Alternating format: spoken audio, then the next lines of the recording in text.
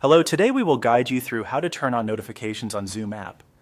If you want to stay updated on meeting invites, chat messages, and other important activity in Zoom, turning on notifications is a simple but very helpful setting. In this walkthrough, we'll go through the process step by step so you can make sure Zoom is set up to alert you when needed. To begin, open the Zoom app on your device.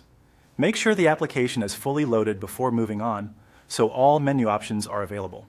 If you are not already signed in, you may need to complete that first, since some settings are only accessible after entering your account.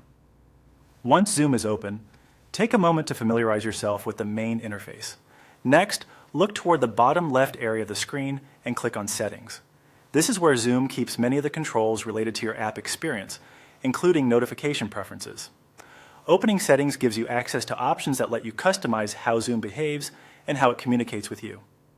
After entering Settings, follow the on-screen procedure to turn on notifications.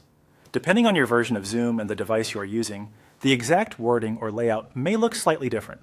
In general, you will want to locate the notification-related section and make sure the appropriate alerts are enabled.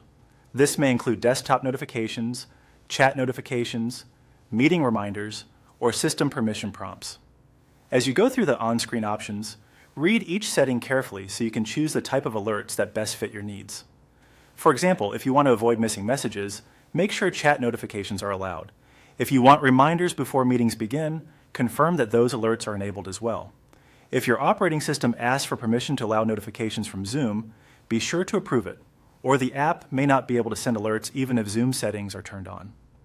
Once you've completed the on-screen steps, it's a good idea to review the selected options one more time.